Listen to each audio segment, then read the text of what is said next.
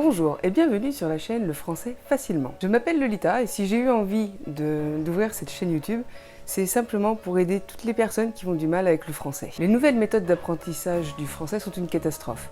Les enfants en primaire sont complètement perdus, les adolescents et les jeunes adultes ne savent plus écrire correctement avec les SMS, les abréviations et autres. Et quand on me donne une lettre de motivation par exemple à corriger, c'est des fautes très simples, très courantes, comme les E accent aigu ou ER.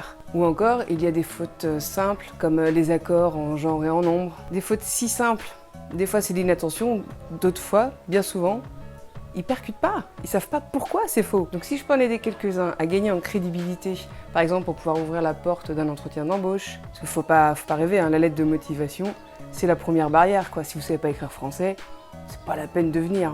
Après, il y a aussi le côté plus romantique. Une lettre d'amour serait toujours plus appréciée si elle n'est pas bourrée de fautes. Par exemple, les mots pour la maîtresse. Comment voulez-vous être crédible si déjà vous savez pas écrire français? Enfin bon.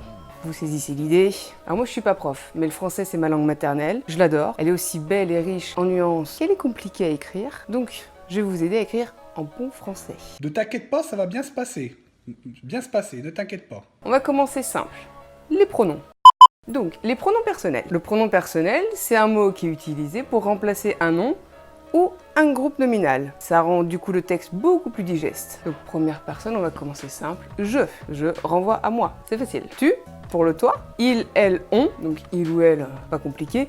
Par contre, le on, il y a deux possibilités. Soit c'est on dans un groupe où on va s'inclure. Lui, moi et elle. On va à la piscine. Donc, nous sommes dans le groupe. C'est pour ça qu'on peut dire on. Mais après, il y a aussi le on quand c'est indéfini. On sait pas de qui on parle. Exemple, on a déposé un colis devant ma porte. Qui a déposé le colis ?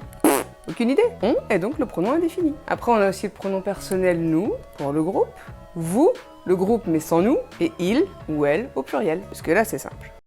Après, on a les pronoms réfléchis. Ils renvoient au sujet de la phrase. Ils sont souvent utilisés avec des verbes pronominaux qui renvoient à soi-même. Donc, on a moi ou me ou m apostrophe. Exemple, je me demande, ça renvoie bien à moi. C'est moi qui demande à moi-même. Toi, te ou t'es apostrophe. Exemple, ce pull ne te va pas, regarde-toi. Ça renvoie bien à toi-même, à la personne à qui on parle. Soit il, elle, ce ou s apostrophe, nous, vous, il au pluriel, elle au pluriel, eux, comme il au pluriel se lave. Ça le renvoie bien à eux-mêmes. Le pronom réfléchi s'utilise aussi quand le sujet est indéfini ou neutre, comme par exemple il faut prendre soin de soi. Ça renvoie pas à quelqu'un en particulier, mais ça s'applique à tout le monde. Après, on peut aussi les utiliser avec des mots comme on, chacun, tout le monde, personne, celui qui. Par exemple, chacun chez soi. Ça renvoie à tout le monde, mais chacun dans sa propre maison.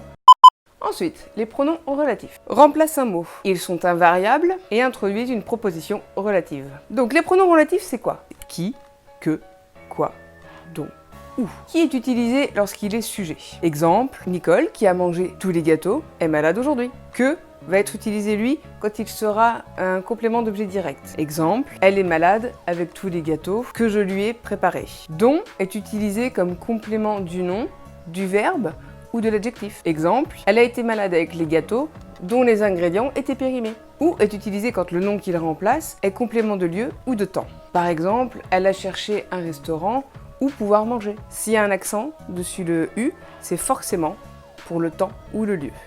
Les pronoms possessifs. Facile pour exprimer la possession. Ma, mon, ta, ton, ça, son. Après au pluriel, c'est facile aussi, parce que du coup il n'y a plus de masculin féminin. Ça va être mes, tes, ses, nos, vos, leurs. Le pronom démonstratif. Lui, il va remplacer le nom ou le groupe nominal que l'on montre. Démonstratif, démontrer, montrer. Facile. Donc au masculin singulier, on va avoir celui, comme c'est celui que je veux, celui-ci. Oh, regarde, c'est celui-ci que je préfère. Celui-là, comme j'aime bien celui-là. Il est sympa. Après, on a le féminin singulier. Pareil, celle. Bien sûr, faut toujours faire attention à l'orthographe. Hein. Celle-ci, celle-là. Après, on a le masculin pluriel. Ce, ceci, cela. Le féminin pluriel, celle, celle-ci, celle-là. Après, on a les pronoms démonstratifs, mais indéfinis ou neutres. C'est-à-dire qu'on ne sait pas si c'est masculin ou féminin.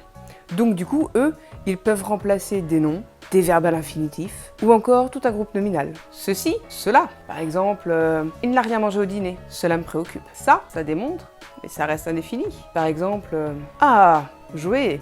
J'adore ça. Ça remplace bien le verbe. Ce ou c'est apostrophe. C'est apostrophe, c'est quand il y a une voyelle derrière. Surtout, vous enlevez le E et vous mettez un apostrophe. Enfin voilà, une première vidéo assez simple. Il faut bien commencer quelque part. Donc en vous souhaitant une bonne journée et à bientôt.